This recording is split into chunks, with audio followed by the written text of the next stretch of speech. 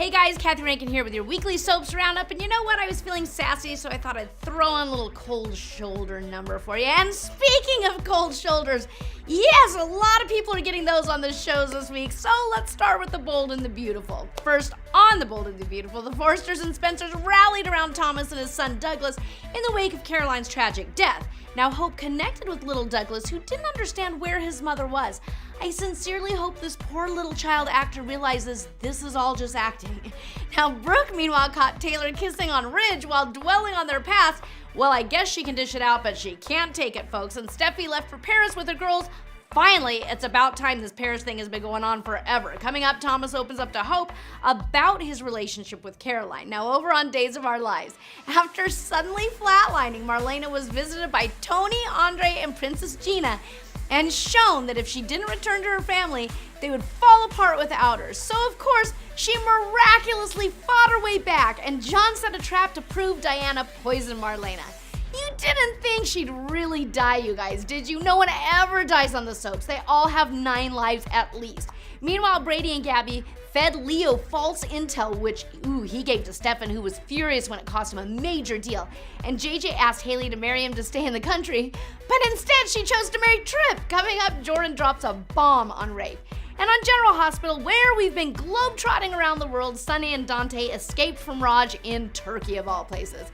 Dante returned home to Lulu with mysterious scars on his back. Now, the special effects team must be having a great time with this one. After learning Shiloh and Dawn of Day were in Port Charles, Willow tried to flee, but Shiloh cornered her and demanded she return to the cult. Could someone please tell me the point of this entire storyline? Haunted by Kiki's murder, Griffin left town, and Kevin was arrested for aiding and abetting his serial killer twin Ryan, whose body still has not been found, which of course we all know means he's lurking around plotting something somewhere and will come back when we least expect it. Coming up, Willow confesses that Shiloh is her child's father, and finally, you guys on The Young and the Restless.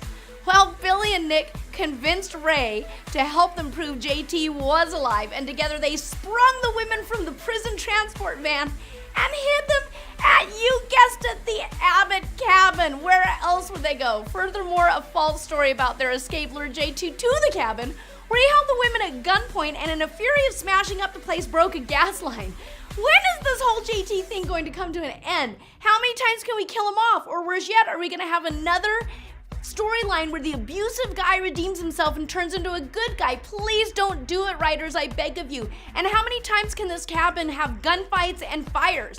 Elsewhere, Lola's transplant surgery, which belongs in the Guinness Book of World Records for the fastest transplant surgery ever, was a success, but Summer suffered complications during the operation. So I'm guessing that Kyle's gonna really fall in love with her. And by the way, has anyone ever actually heard of someone donating part of their liver while they're still alive? Is this even medically possible? I don't think so. And in a storyline that absolutely no one, myself included, cares about whatsoever, Devon learned Anna had been giving her royalties to her father, who was once a big R&B star, because he's ill and needs to be cared for. So what? Coming up, Eileen Davidson returns briefly as Ashley Abbott. Yes! Bitchy, backstabbing, troublemaking Ashley returns. I can't wait to hate her even more than I did when she left for Paris. That's it for this week, you guys. We'll see you next time on your weekly soaps roundup.